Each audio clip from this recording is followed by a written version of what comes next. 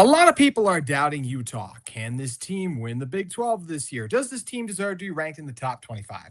I believe they're wrong. I believe the Utes are a Big 12 contender, and I'm going to tell you why on today's Locked On Utes.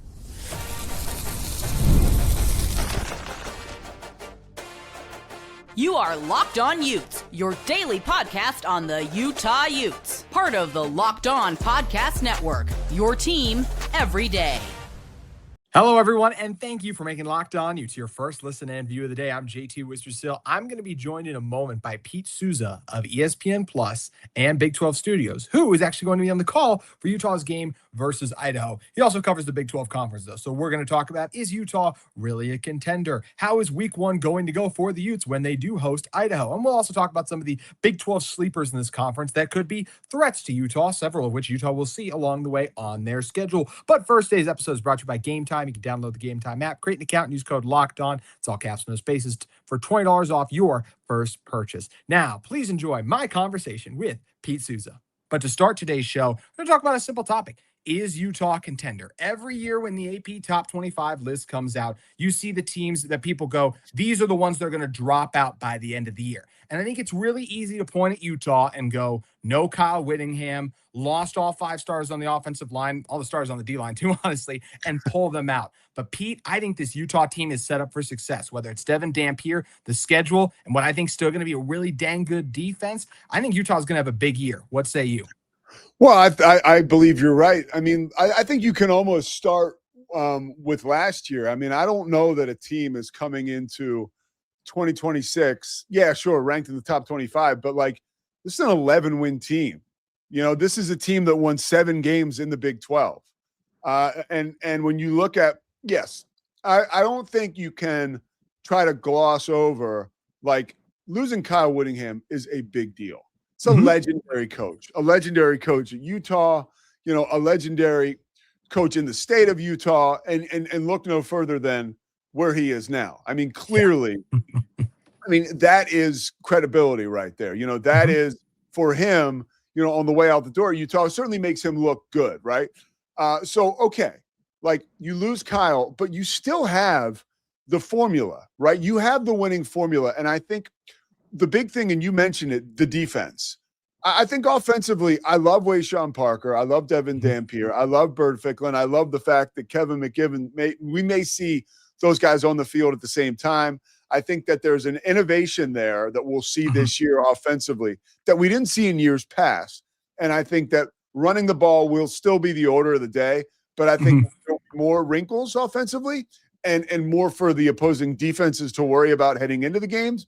And then defensively, I really do think you'll see better play up front. You know, the big concern around Utah this year is like, okay, well, you lost everybody up front on both sides of the ball. Well, okay, but, you know, defensively, we weren't world beaters stopping the run. Like, you know, so maybe that's a nice change, right? Maybe it's a little refreshing to have a different defensive front. Offensively, of course, we're going to see what happens there. Guys need to step up. And it was even interesting to hear Morgan Scalley earlier this week talking to the press. Like, he's pretty non-committal when he talks about the offensive line. I don't know if that's I don't know if that's concerning or what, but he's definitely not transparent about the offensive line. But I think no doubt Utah is a contender this year. And they are, you know, I have it, you know, and I hate to be lame or chalk like everybody else. I got Texas Tech, BYU, and then I have like Utah and Arizona. And then there's some sleepers you and I'll talk about later on. Yeah, and Arizona's a team I'm high on too, so I like that you have them up there as well, because I think Noah Fafita, what he's capable of doing is a lot. And we'll talk about the schedule that Utah has in a moment, which I think sets them up for a lot of success. But I'm just calling it up right now, Yeah, but I want to talk about something else that I find really interesting when it comes to replacing a legendary coach, because that's what Morgan Scalley is trying to do with Kyle Whittingham. But there's something also that's true about Morgan Scalley. To me, he was the only candidate who would be stepping in for Kyle Whittingham. He is a Utah man. When Kyle Whittingham gets the most credit for the past decade of success that Utah football has experienced, Morgan Scalley is number 2 on this list, because the culture that Utah established was playing really strong defense and running the football. And that defense was Morgan Scalley's that he was calling. I think a lot of people, Pete, too, forget that just because someone replaces a legendary coach doesn't mean the team always regresses. I think what we're going to see from Morgan Scalley is he's going to keep the team on a very similar footing to what Kyle Whittingham did, just like a Urban Meyer retires. Ohio State makes the college football playoff the next year. Bob Stoops retires. Lincoln Riley at Oklahoma gets them to the playoff the next year. Utah's not going to I'm not saying Utah's guaranteed a playoff spot this year, but I think they're going to once again be in that 9, 10, 11 game win territory because Morgan is ready for this moment, this opportunity. He's been instrumental in the success, and now he gets his time to shine. I can't wait to see how it goes. Well, look, you made a great point. Like, he was the only candidate, and I think that he's been preparing for this moment. Not like one of those deals where you say, oh my gosh, like, you get the job, JT, as doing Locked On Utes, or I get the job to call games for ESPN, and we're like, hey, like, we've been preparing for this all our life. Like, sure, in one way or another, we have been. But Morgan Scalley is legit being prepared, or has legit been preparing to be the head coach at Utah. Like, he knew that was coming down the pike. He knew when he would go to meetings or look at game day schedules and how am I going to do this when I am in charge here at Utah. He didn't even have to think about like another school, right? Like, he knew he would be doing it with the Utes in Salt Lake. And I think that is huge for him. He's not a new coach. He really isn't. And he's not just somebody that's being promoted because another coach got fired or whatever, where it's kind of like, okay, now it's your turn. He knew the keys were waiting for him. They've been handed to him. And I also think you can't, like, look, man, he and I are, he's a little older than me, but I remember, I've been in football for a while. I mean, he was a bone crusher at Utah. Like, he's an exceptional player for the Utes. I think sometimes we kind of overlook that a little because we're so accustomed to his success as a coach, as a coordinator. This is a guy who knows football. He knows players. And the one thing I can tell you from all the work that we got to do, I do along with the play-by-play, I host a show Inside the 12 for Big 12 videos. And we got a chance to talk to Wayshawn. We got a chance to talk to Devon. We talked to other guys on the defense. And I think you were really enthused with, hey, we like this guy and his hands-on approach. Like, he's really connecting with these players. And that's because he is a player. He doesn't have to reach and search around for that. He's pretty authentic, and I think it's working for him. I think it's working too, and I cannot wait to see how it works for this Utah team. And Pete, yes, Utah has questions just like every team in the Big 12. But man, does the schedule allow them an opportunity to sort those questions out too. Hey, if you're not great right away stopping the run against the Razorbacks, it's probably going to be some third and long situations you're going to end up in because there's going to be some false starts in Rice-Eccles Stadium with that loud and ruckus crowd. I don't think we'll really know how good this Utah team is even in a way till they get to a Houston. And even when you get to a Houston, a BYU, those are home games. You miss Texas Tech this year. You miss whatever Kansas State and Oklahoma State are going to be. This schedule, to me, even though you can argue that Utah got worse with the loss of the dominant offensive line, I could easily see a path to 10-2 for this Utah team, Pete. Well, I mean, you mentioned it. The schedule, you have Idaho, and then Arkansas comes into town, and that's what is it, 7:15 start local time? I mean, or 8:15. That's it's gonna be jamming, dude. and really, you got Utah State after that at home. Then you have Kansas at home. You go on the road to Colorado. Yeah, we'll see, right? We'll see. I have Colorado week 2 for ESPN, and that's going to be their home opener. And I'm really interested to see how they do against Georgia Tech. We'll learn a lot in that game, but off season, not too exciting right now. Colorado isn't. And then you mentioned it. Week 8, October 24th is when they end up playing Houston. That game, though, once again, you mentioned it, at home. And I'm a big fan of what's your momentum look like early? I think a lot of teams like dark horses, right? Like, let's say this year, a UCF or a West Virginia in the Big 12. Those are the sleepers, right? Now, if they can get off, even a Baylor, there's a world where, looking at Baylor's schedule, if they can find a way to beat Auburn, that game's in Atlanta, kind of like a sanitized environment. It's not going to be, in Auburn. I say that to say, if Baylor can get to 1-0 against Auburn, they could easily be 4-0 going into their 5th game of the year at Arizona State. And then you're off and running. Utah is a team that really doesn't even need that much momentum, right? But they still, looking at their schedule, could be 6-7-0. And you breed confidence with early success. And you start to believe in yourself. The self-esteem in the building is palpable when that happens. And if Utah can do what they're supposed to do through the month of September, and almost into October, right? We're talking mid to late October. We could be talking about this team in the top 10. I mean, really, that's what, if they can hold serve and let things around them get crazy, Utah could be looking really good as we get towards the middle end of October. In fact, there's a chance we get an undefeated holy war between Utah and BYU. Cougars have to beat Notre Dame. That's a tall order, but the fact that that's possible is incredibly exciting, and I can't wait for that, Pete. And one thing, too, just with this whole thing, before we even get to that game, we got to get to kickoff. Pete, you're going to be there on the call. We got to talk about what that first game is going to be like coming up next. Today's episode of Locked On Utes is brought to you by our friends at Game Time. There are more live events than ever worth seeing right now. Games, concerts, comedy shows, festivals. The hard part usually isn't deciding what you want to attend. It's actually getting the tickets. Between long wait times, confusing checkout processes, and surprise fees, buying tickets can sometimes feel harder than it should. That's why so many fans are turning to Game Time. The app is built to make buying tickets simple with upfront pricing, seat views before you buy, and exclusive saving opportunities that help you get to the events you want to without the hassle. Personally, my biggest pet peeves with a lot of ticketing apps is when you think you found a great deal and then all of a sudden, guess what? Hidden fees at checkouts. It's such a pain in the butt, but thankfully, Game Time takes the guesswork out of buying tickets. They show you upfront pricing, even give you a panoramic view from your seat so you know exactly what kind of a deal you're getting. You can take the guesswork out of buying tickets to every type of event with Game Time. Download the Game Time app, create an account, and use code LOCKEDON. It's all caps, no spaces for $20 off your first purchase. Terms apply. Again, create an account, redeem code LOCKEDON for $20 off. Download the Game Time app today.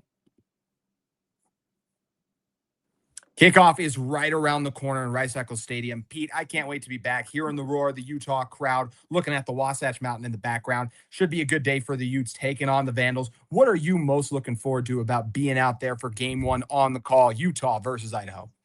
Big plays. I mean, last year the Utes, you didn't have to watch them too long to experience explosive plays, whether it was a pick six on defense, whether it was Bert Ficklin filling in for Devon Dampier, breaking off a long run, whether it was Wayshawn Parker breaking off a long run. Like, this is an explosive team. And if I'm Idaho coming into this game, that's like the number one thing I'm thinking about is, like, first of all, we can't hurt ourselves early, right?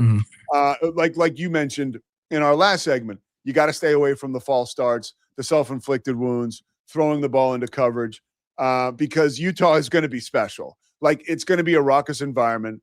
You're going to get an explosive play on offense probably early on in the game. Like, I would really bet Kevin McGivern's going to take a shot down the field. There's going to be a lot of opportunities for, a guy like Kyrie Scholes to get involved early. Like, I just think, like, for Idaho to try to keep this game in front of them and keep it somewhat close, like every team on the road has to do. But I'm excited for the explosive plays early. Now, as a guy who's going to be calling the game for all four quarters, JT, I don't want too many from Utah. I want this to be close, because Saturday I got to go down the road to Provo, and they're taking Utah Tech, taking on Utah Tech. I'm calling that game too. So I would like to see my friends in Utah maybe take it easy on some of these Big Sky opponents, so we can keep for interesting games, But I'm excited for the explosive plays and the electric environment that I think will produce some of those explosive plays. Yeah, that's always going to be fun when there are the big plays. I'm curious how those big plays come about. Kevin McGivern has a new offense. How much of it changes? I think that when you have a quarterback like Devon Dampier, Big 12 newcomer of the year, a running back like a Wayshawn Parker, Bert Ficklin, who had a lot of success with what Jason Beck did last year, I think you want to be careful how much it changed things. And because those guys, you want your quarterbacks to have success, you cater your offense around those guys. So I'm curious to see how different this offense does look. Last year, they used 6, sometimes even a 7th offensive lineman. They brought him, line him up as a tight end and try to have them bulldoze everyone. I expect motion to be a huge part of this offense again, but Bert Ficklin, we've heard, will have an increased role in this offense. What does that look like from a snap perspective? Because anytime you're taking the ball out of Dampier's hands, you limit yourself in a way. I think Bert can become a decent passer. Didn't show that in great spades last year, so that's where the risk always comes there. But there's a lot of fun pieces on this offense. Braden Pagan, first team all-conference, Mountain West. You mentioned Scholes. I can't wait to see him get loose to whatever the tight end room looks like. I feel like I know what I'm going to get in a Utah defense, even if Colton Swan's now the DC. I know that. I'm excited to see what this Utah offense is going to look like. What do you think, JT, honestly, though? What do you think? How do you think they'll be up front? Like, what is your optimism level there around Utah and their ability to stop the run this year? Because if they can do that, I think they will be downright lethal as a team. Yeah, I think stopping the run, I think they'll be better than last year. I'm curious what it looks like. Like right now, would I say Utah's going to have a top 5 front 7 in the Big 12? I wouldn't go that far, but I do Yeah. think they'll be in the top 10. A reminder, this was a bottom 3 rush defense last year, and they added no proven power 4 players through the transfer portal. Yes, they added a D tackle, Jamal Wallace from Tennessee. Awesome. He barely played there. That's just a matter of fact. Lucas Samsula, good at Wyoming. Can he do it at this level? Jair Moe is a guy I really like. Can he do it at this level? So massive questions there, but I think they got the guys there and the coaches in place to be better. And that's all I think you have to be better, stuff the box, get in 3rd and long. And I think that secondary is going to be pretty dang special. And that's where you can cook from there. The last point on this, and it's funny, I'm in Texas, I'm in Dallas. We talk about the Cowboys a lot. That defense, and it seems like they've gotten so much better. But to your point about, the Utes having trouble stopping the run, like a bottom 3 rush defense, you don't have to be the best in the Big 12, right? You don't have to do a complete 180. You just have to be better. And that's, you need to be better. Like with the Cowboys, if they can be 18th in the NFL defensively, now we're talking. And I think the same thing with the Utes. You're that dynamic. And the last thing about week 1 that I can't wait to see is first of all, your guys are so likable. The players on Utah, and I'm not talking about, Wayshawn Parker. Like I was doing the Big 12 studio show, and we were live at Media Days, and Wayshawn sits down and he's got this, he's got some NIL money now, right? Good. They deserve it. They deserve it, right? So he's got this grill in his teeth, right? And so, we go like one question. And I'm thinking to myself, do I have the stones to ask him about those in a funny way? Because you just never know like how somebody might react. But I got the greatest vibe off of him and Devon Dampier that I was like, all right, I'm going for it. And I said, wait, Sean, if you don't think I'm going to ask you about that grill, you are out of your mind. And right away, he started dying laughing. And that's the kind of guy you guys have out there. Those are the type of people you have out there. And I formulated the question. I said, look, you seem like a confident guy. Only a confident guy would have that. Like, how does it show up in your running style? And he went on and had this great answer about, his teammates and yards after contact. But he and Devon Dampier are 2 people I'm so excited to see. And with Devon, he has mentioned not being at 100% last year really tore a hole in his soul. That's a quote he used, which I was like, man, that's impactful. That grabs me. Him at 100%, dude, that's going to be fun to see this year. You can only hope he stays healthy, but it certainly seems like he is very healthy. Then he's in love with Scalley, Morgan Scalley picking him up from his surgery. Those stories are really cool, and it seems like something special is going on out there. Big 12 newcomer of the year. And there were some pretty dang good quarterbacks outside of him last year with newcomers, Connor Wigman being one of them. And Devon Dampier won it, not even 100% healthy. That's what's crazy. Yes, the offensive line around him, he's going to be under more pressure this year. But if he is healthy and can scramble, he's going to be ready for it. I mean, only 5 turnovers last year. Cut that interception down from 12 to 5, going up to the power forward level. Yeah. Great job taking care of the ball. Improved accuracy just another year, too. A better wide receiver core. Utah lost their top 3 pass catchers, but I think this wide receiver core, top to bottom, is as good as we've seen in Salt Lake in quite some time, too. And the run game should still be pretty dang good. So I think the pieces are there for him to have a big year. And Pete, I really think he is one of the 3 best quarterbacks in this conference going into this year. What say you? So do I. I agree. And I agree. Yeah. He oozes that confidence. And he also, man, one thing I've noticed is the way that he has handled Bird Ficklin.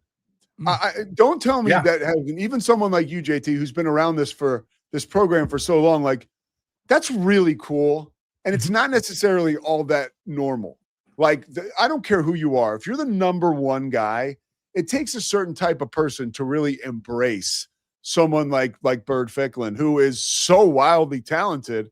And, oh, by the way, plays your position. And most of the time, there can't be 2 of your position on the field. So the way that Devon Dampier has really welcomed him and put his arms around that situation at quarterback, it says a lot about him as a dude. And I think that is the kind of stuff that feeds into his skill level. And you took the words right out of my mouth. 12, because that was a knock on him. The interceptions from 12 to 5. Crazy. I mean, and it says, he's growing. And look, a lot of times with the quarterback situation in itself, the second year in the same program, there's usually a pretty big jump. So, like, that's another reason for optimism with Devon Dampier this year.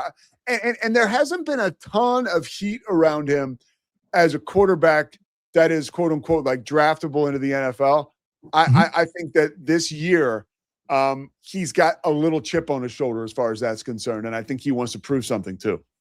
Yeah, could you imagine? I know this is weird to talk about, but like Kyler Murray has a big year with the Minnesota Vikings. Devon Dampier is not the biggest. Then all of a sudden it's like, well, wait a minute, maybe smaller quarterbacks. That reminder. First guy I thought about, dude, is Kyler Murray. It's hard not to make that comparison. The guys almost favor each other the way that, like, if you're around them with their helmets off. So it's kind of cool. Yeah. Yeah, the dual threat abilities, and I think Dampier's scrambling now that he's healthy will be even on more display. Utah firmly in the contender status. We both agree. Who are the sleepers in this conference? We debate that next on Locked On Utes.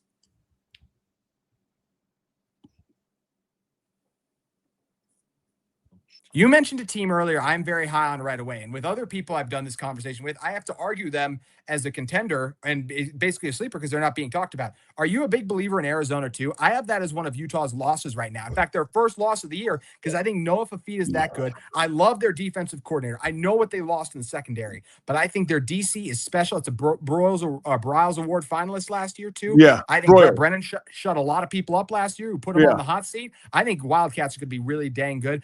I'm flirting with picking an upset in Provo in week 2 with them. Well, that's how good I think they are. But no, I think that Noah Fafita, and you mentioned Brett Brennan. Look, Noah Fafita, by the way, they have already like kind of rolled out like a little bit of a soft opening for a Heisman campaign. And the defense was amazing last year. And they've bought, I think it's Andy Avalos. They brought that like Desert Swarm feel back to Arizona, which is like, that was when I was growing up. Desert Swarm, it was bad news, man. You were going in to play Arizona. You weren't going to score many points. And I believe that game, and I think BYU is going to be very good this year, but that's a scary game. For week 2, coming off, a Utah Tech game where it's like, who really are we? That is going to be a special game, and it's a special opportunity for Arizona. And if you look at the way that the program has sort of turned around under Brett Brennan, when, there was a little bit of heat on this dude, after his first year, and for Noah to hang in there with him and continue to improve alongside Brett Brennan. And when you look at Noah Fafita too, he's one of those guys, and there's actually a couple guys on this Utah roster, because I was filling out, I was showing you before the show, I'm already filling out my boards by hand before I get the ones printed for week 1. But, he's been there talking about Noah since he was a freshman. And there are you can count the guys on one hand who are playing quarterback for the team that they came in with, and they're seniors. That's Noah Fafita. And honestly, there were a few guys on the Utah roster, I think defensively, guys who jumped out at me too. I was like, wow, that's special. They've been in the program for 4 or 5 years. Yeah. And that says a lot about Utah. And the fact is too, when you talk about the turnover at coach, I think it says a lot that you've still got guys at Utah who are sticking around to play for another coach in a 4th or 5th year. I totally agree. Jonathan Halls of the world, who they moved him from safety to linebacker. He decided he didn't say, hey, I want to go be a safety. I'm going to go somewhere else. He said, no, I'll embrace this change. All Big 12 honorable mention last year, I think could be one of the best linebackers in this conference this year. There's a walk-on, right? What'd you say? No, John, he wasn't the walk-on. Jackson Benny was the walk-on. Yeah. So I'm getting it down here, Yeah, he was there you go. It was. I got it right here on my board. Kyle Whittingham said he was a poster child for the Utes walk-on program, and look at him now. He's a stud. He is absolutely a stud. This Utah team is full of them. So I think we're in a similar status on right now who we view as the contenders. Tech 1, BYU 2, Utah, Arizona, and we didn't mention them yet, but would you put Houston still in that conversation right now? I would put Houston in that conversation. Houston's scary, and they're scary because Connor Wegman's a special quarterback, another one of those former 5-star kids, out of West Texas. Like, they just make him different out there, dude. And he continued to surge throughout the course of the season. That's a guy who's been hurt most of his career up until last year. So he's got to be as confident as he can get coming into this year. And then you look at Willie Fritz. What Willie Fritz has done everywhere he's been is just get better and better and better. He's dangerous. Like, as an opposing coach, I don't like Willie Fritz being in my conference at all. I also don't like Rich Rodriguez in his second year back at West Virginia. And I think Scott Frost, I think that UCF could be really good this year. I called a UCF game last year, and it was earlier in the season, and they were really good at home, and they were also like super athletic, and they're still athletic once again this year. And that's the same recipe that Scott Frost used to be sensational at UCF in his first go-round. So that's another sleeper I'm keeping an eye on is UCF. I like UCF. They led 14-0 in Provo last year. BYU went on to win big. BYU has to go to them this year. I don't think that's a cakewalk. BYU should win that game. But I'm not sleeping on UCF either. Love the quarterback they added, and I think Scott Frost is doing a good job building that program. Barnett. Alonzo Barnett. I think he's got a chance to be really good in this conference. Mentioned Oklahoma State, Eric Morris. He's building something that feels like too. Kansas State, Colin Klein's first year. We know he's got a special quarterback in Avery Johnson. But the two true sleepers I look at for sleeper contenders, I think people expect these teams to be good. I still think they could win the conference. Arizona State. Kenny Dillingham, to me, is still the best coach in the Big 12 for my money. I love what they have on defense. I think offensively, I have questions about the quarterback, but the other pieces are there. And TCU, Sonny Dykes, good old 8-4 every year. They're going to look great week 1 in Dublin. And I like what they brought in at quarterback too, coming over from Harvard. I think Craig has a chance by the end of the year to really come on strong. They get Utah at home. They get BYU at home. TCU to me is a team that could sneak up on people like they did a few years ago and make a run at a Big 12 title. Yeah, Jaden Craig could be playing in the NFL too. But he chose to come back. He chose to experience playing at a big-time college football school like TCU. I am dying to see how he does this year. I am so interested because he brings a lot of stability to an offense that didn't have – Josh Hoover was like a fireworks display. I called TCU West Virginia last year, and it was one of those games where he wasn't super accurate. I don't know that you'll have those erratic moments with Jaden Craig, at least not as many. And at least that's how Sonny Dykes feels. Yeah. And I think it makes sense that way too. Who would be on the outside for you? I mentioned all those teams. You mentioned West Virginia earlier too. Who would be you asking me who's going to stink? Is that what you're asking me? No. I was asking you who, like, if you had to pick 3 sleepers, who would they be outside of those 5 contenders we highlighted earlier? If you had to pick 3. Okay. So does UCF count as a contender, or are they a sleeper? I mean, do you think they could win this conference this year? No. Hold on. Let me think. Maybe make the title game. If you think they could make the title game, I'd say that counts. Okay. I think, because here's one thing, JT, we always have to remember this, because I'm as close to this as I've ever been with, my own show, the Pete Sousa Show, calling a lot of Big 12 games for ESPN, hosting that show Inside the 12. But I go back to my first year when I was hosting that show Inside the 12. Your Utes and Cam Rising and Oklahoma State, right? They were supposed to be the 2 best teams, hands down, in the conference. And we know how that ended. Now, there were some injuries at play there, but that's football. A lot of things could change really fast. So I do think a team like UCF could end up in the title game. I believe that. I love how you mentioned Arizona State. Now, they're not on the outside looking in, but I like, for my money, West Virginia and UCF are 2 sleepers that I would look at. And here's one more real dark horse. And I'm telling you, this is what happens with this dude. We got to be careful with Coach Prime in Colorado. We got to be careful. Now, look, I'm not saying by any means they're a favorite, but to say that team doesn't have pockets of big-time talent would be, you're fooling yourself. How can they play in the trenches? Can they keep Juju Lewis off his back? Because that was the thing that made Shadur Sanders so special, was he was sacked all the time, but he just had such resilience that he was such a leader. He would come in there and he would make it work. Can they keep Juju Lewis upright? If they can, there's a lot that kid could do, and he's got a lot of toys to work with. So and look, Coach Prime's special for a reason. Don't give him any motivation. That's all I'm saying. Yeah. It could get interesting out there. I don't think that's a game I've circled for Utah as if they're not careful. We lost them last time we went out there. Yeah. Isaac Wilson, Dampier, different situation, but I think that's one the Utes have to be careful of. One thing's for sure, going to be an epic Big 12 season. Kickoff is just around the corner. Pete, thank you so much for coming on. Please let everyone know where they can find more of you and your work at. Yeah, you can find me, not hard to find, Instagram, Pete Sousa, at Petey Sousa on Twitter. The Pete Sousa Show, we cover a lot of Big 12 every day at 10 o'clock-ish on YouTube. And we got 110,000 subscribers. We're legit. We're doing it every day. We get good guests. We we talk a lot of football, and I talk about other stuff too, like how my dog is chasing rabbits around in the yard trying to kill them. So we have a good time though. We have a good time, and yeah, those are some places you can find me. And hey, I'll see you at Rice Eccles Thursday night, September 3rd, and I'll be talking. Hopefully everybody watching will hear my voice, and I'm looking for a big season from the Utes, and I'm very grateful to be headed out to Salt Lake City.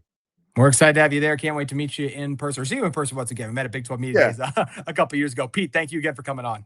I'm glad I made an impression, JT. I appreciate it. Absolutely did. That's going to do it for today's episode of Locked On Utes. We'll be back with you soon, talking all things Utah athletics.